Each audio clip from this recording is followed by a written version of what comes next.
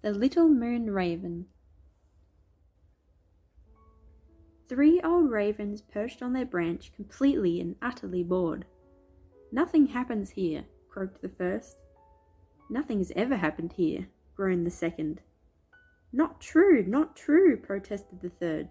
"Have you forgotten the little raven with the silver wings?"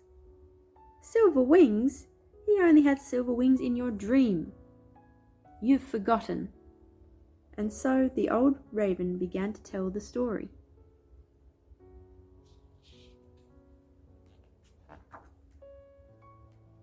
All the new little ravens in our flock had hatched, except one. But soon this last egg started to crack, and in no time at all a tiny little something poked its hungry little beak out.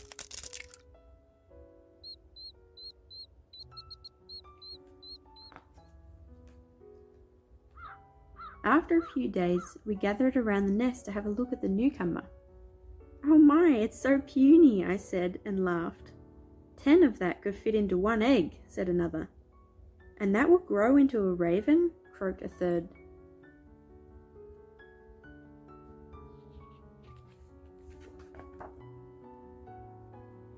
The little raven really was incredibly small. Maybe that's why we started picking on him and bullying him whenever we could. He wanted to play with us, but we never wanted him. "Why, you hardly have feathers, and you can't even fly yet," I told him once. We were really mean to him.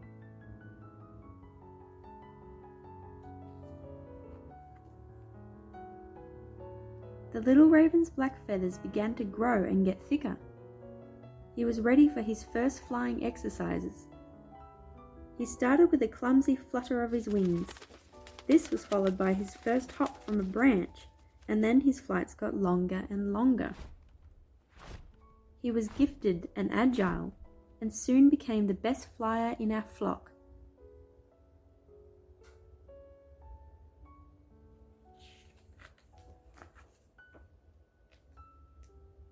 "Can I play with you now?" the little raven asked us one day. "Of course," I said. "You just have to fly up to the moon, and when you come back, we will play with you." "To the moon?" asked the little raven nervously. "There's nothing to it," I said. "We used to do it every day when we were your age," said the crows, cawing happily.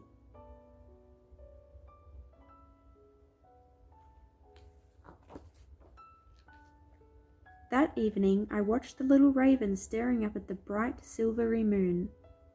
Suddenly he took off. He flew higher and higher. I should have stopped him. I should have told him it was a bad joke, but I said nothing.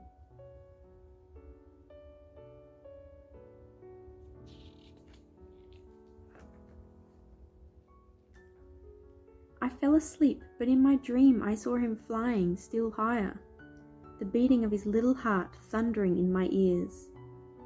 When he was close to the moon, a harsh, blinding light lit up the sky. It took a moment before I could see clearly, but then I saw him.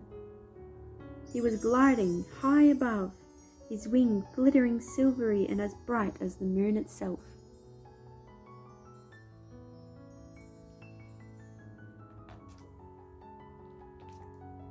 Then he began to lose power. The beautiful silver wings were probably too heavy. They seemed to pull him down, and he rolled and spun towards the earth. I opened my beak to scream, but then his heavy silver wings caught the wind above me. I woke up completely confused and could not sleep a wink for the rest of the night.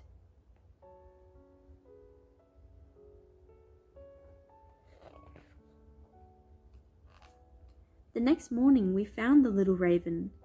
He was lying in a hedge close to our oak tree. I was sure he had come closer to the moon than any other bird. The little one had the heart of a real fighter, but now he lay there lifeless. We all leaned over him and waited for some sign of life. His mother sobbed quietly, and I was afraid.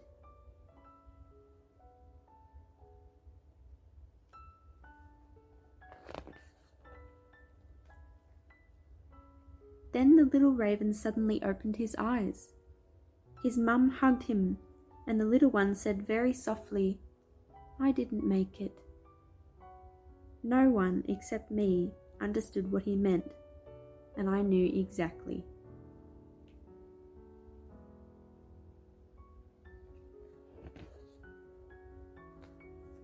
"We didn't make it either," I stammered. "I told you that just to get rid of you. I never thought that you would really try to fly to the moon." "Can you ever forgive me?" Instead of answering, the little raven rose into the air and called, "Come on, let's play." It was only then that we noticed the silver feather shining in the little raven's wing. Together we followed him up into the bright, clear morning sky.